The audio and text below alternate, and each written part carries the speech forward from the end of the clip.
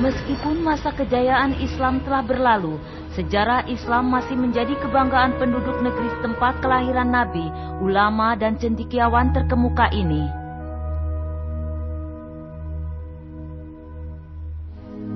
Uzbekistan, bekas bagian Uni Soviet di Timur Tengah masa rezim komunis yang merdeka 1 September 1991.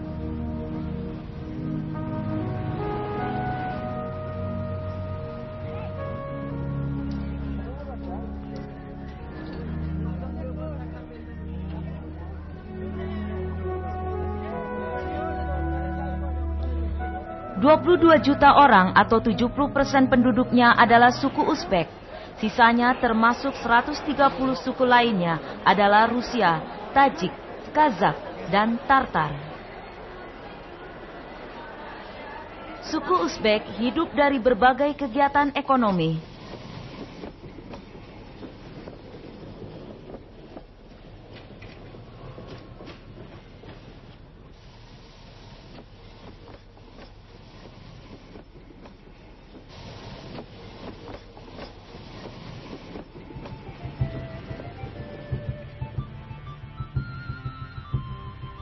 Kebanyakan wilayah Uzbek ditanami kapas, namun di pinggiran kota Samarkand ditanam juga anggur dan plum. Antara akhir Agustus dan awal September musim panen buah tiba.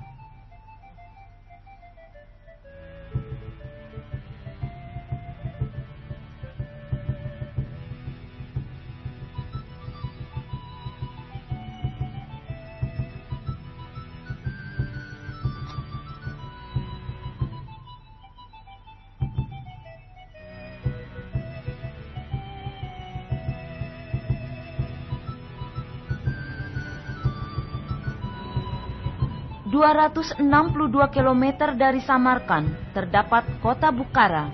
Sejak kedatangan Islam pada abad ke-8, Bukhara menjadi pusat ilmu pengetahuan dan peradaban Islam paling terkemuka di Timur Tengah.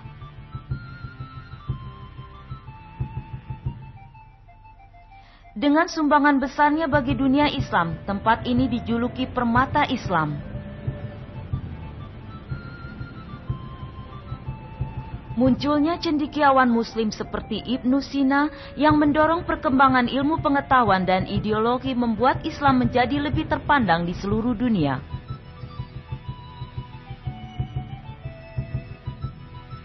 ...25 km dari Bukhara terdapat Museum Ibnu Sina.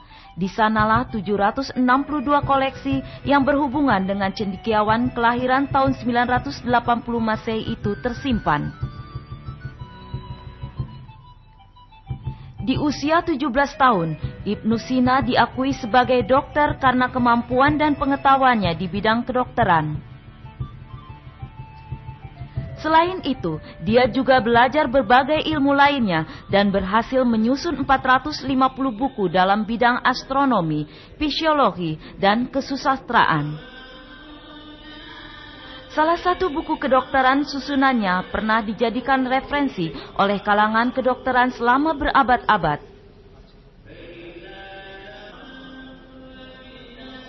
Ibnu Sina diakui sebagai figur yang sangat disegani.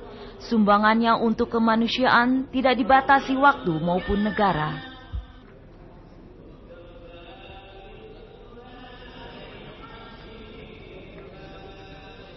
Mata air Ayub.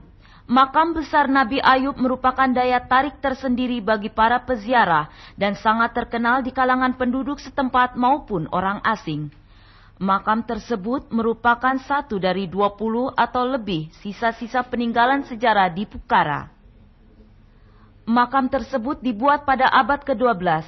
Menurut penduduk setempat, air mancur yang terdapat di sana baik untuk mengobati luka karena mengandung mineral. Itulah salah satu cerita tentang air mancur. Bukhara dahulu pernah mengalami kekeringan yang cukup lama. Diceritakan bahwa penduduk setempat meminta bantuan seorang penduduk yang saleh untuk mengatasi musim kemarau. Orang saleh itu kemudian memukulkan tongkatnya ke tanah, sesaat kemudian menyemburlah air dari tanah. Cerita kedua adalah tentang orang sakit yang dipercaya sebagai Nabi Ayub. Setelah beliau menerima wahyu, diketukannya tongkat ke tanah. Dari air yang menyembur keluar itu lalu dia gunakan untuk mengobati penyakitnya. Air mancur dan makam megah Nabi Ayub juga disebut-sebut berada di Sanli Urfa, Turki. Penemuan tempat itu diperkuat oleh kisah yang difirmankan Allah dalam Al-Quran.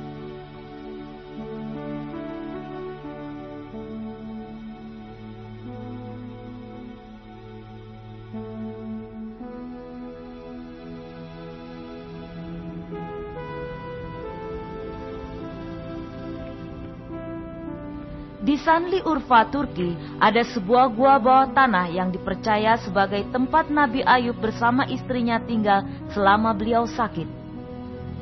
Penduduk setempat percaya bahwa dulu Nabi Ayub dan istrinya tinggal di dalam gua. Kepercayaan bahwa orang-orang menjauhinya karena penyakitnya tidak sepenuhnya benar.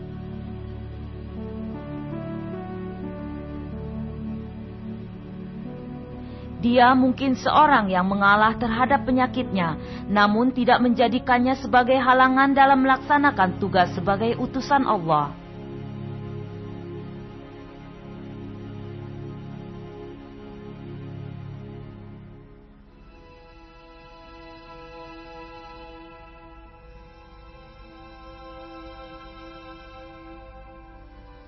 Ini adalah gua tempat Nabi Ayub menghabiskan waktunya untuk berdoa dan beribadah kepada Allah. Beliau tidak menganggap penyakitnya sebagai halangan, melainkan ujian dari Allah.